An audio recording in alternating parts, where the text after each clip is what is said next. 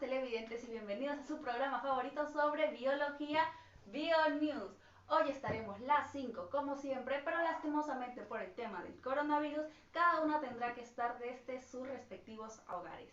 Hoy tenemos un tema muy interesante sobre los bioelementos y las biomoléculas. Por si no me conocen, mi nombre es Macarena Grados y ahora para hablar un poco más sobre este tema, vamos a pasar con Galadriel. Galadriel, te escuchamos. Como saben, este tema se divide en dos partes, bioelementos y biomoléculas. Ahora comenzaré explicándoles qué son los bioelementos. Los bioelementos son elementos químicos que por selección natural participan en la integración y funcionamiento de los seres vivos. Los primarios componen el 96% de la masa total. Tenemos el carbono en los lápices, hidrógeno en cohetes espaciales, oxígeno, el O2 convierte alimentos en energía, nitrógeno en termómetros, fósforo en brócoli y azufre en cebollas. Los secundarios componen el 4%. Aquí vemos el calcio en la leche y potasio en plátano, magnesio en palta y sodio y cloro en la sal. Oligoelementos componen el 1%, manganeso en arvejas, hierro en pescado, cobre en cables, zinc en huevo, flúor en pasta dental. Y por último tenemos el yodo, boro, silicio, vanadio, cromo, cobalto, selenio, molibdeno y estaño.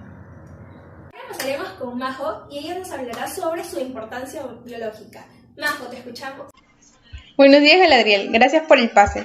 Empecemos hablando de la importancia biológica de los bioelementos secundarios. En primer lugar, tenemos al sodio. Este es importante en el equilibrio de líquidos, esencial para los impulsos nerviosos e importante en la fotosíntesis de las plantas. A este lo encontramos en las conservas de carne y pescado. En segundo lugar, tenemos al magnesio. Este es activador de enzimas y componente de la clorofila en las plantas, necesaria para la fotosíntesis. A este lo encontramos en las verduras como la espinaca, las papas, entre otros. En tercer lugar, tenemos al potasio. Este es importante en conducciones nerviosas ya que afecta a la contracción muscular y controla la apertura de los estomas en las plantas. A este lo encontramos en las frutas y verduras como el tomate, los plátanos, la naranja, entre otros. En cuarto lugar, tenemos al cloro. Este es importante en el balance de agua y esencial para la fotosíntesis. A este lo encontramos en los frutos secos como las almendras, los dátiles, las nueces, también en las carnes rojas de vaca y de cerdo. Ahora hablaremos de los oligoelementos. En este tenemos el hierro, que es fundamental en la síntesis de la clorofila y la hemoglobina. También tenemos al magnesio, que es importante ya que interviene en la fotosíntesis. También tenemos al yodo, que es necesario para la síntesis de tiroxina, hormona que interviene en el metabolismo.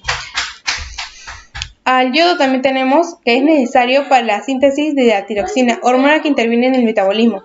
También tenemos al cobalto. Este forma parte de la vitamina B12 necesaria para la síntesis de la hemoglobina.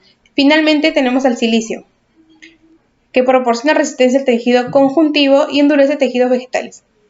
Macarena, volvemos contigo. Estamos al aire. Interesante tema este de los bioelementos, ¿cierto? Pero ahora vamos a pasar a las biomoléculas. ¿Y qué son las biomoléculas? Se preguntará usted.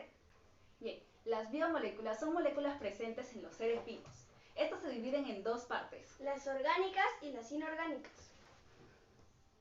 Las orgánicas, como lo son el agua, ácidos y bases, como el ácido bórico, que se encuentra en la mayoría de los detergentes, sales minerales y CO2, que se da gracias a la producción industrial, se presentan tanto en seres vivos como en la materia inerte, o sea, todo aquello que no tiene vida.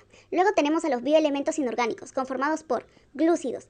Este lo podemos encontrar en el arroz y la cebada. Lípidos. A este lo podemos encontrar en alimentos como el huevo y la mantequilla. También tenemos a las proteínas, los ácidos nucleicos. Estos, a diferencia de las biomoléculas orgánicas, se presentan solo en los seres vivos y tienen enlace CH. De las moléculas inorgánicas. ¿Sabía usted que el agua justamente es considerada como una molécula inorgánica? Pues sí, el agua es una molécula polar, por ende es considerada también como un excelente disolvente tanto en sustancias polares como iónicas. Un dato importante del agua justamente es que es un excelente termorregulador. Asimismo, el agua también participa de manera activa en las reacciones.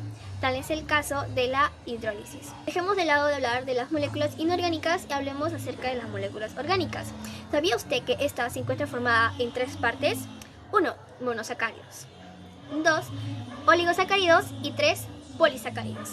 Alexandra le comentará un poco más acerca del tema. Y adelante, Alexandra. Ahora hablaremos sobre la clasificación de las moléculas orgánicas. Estas se dividen en glúcidos, lípidos, proteínas y ácidos nucleicos. Los glúcidos son formados por átomos de carbono, hidrógeno y oxígeno. Los lípidos son formados por carbono, hidrógeno y oxígeno, aunque también son formados por azufre, fósforo y nitrógeno.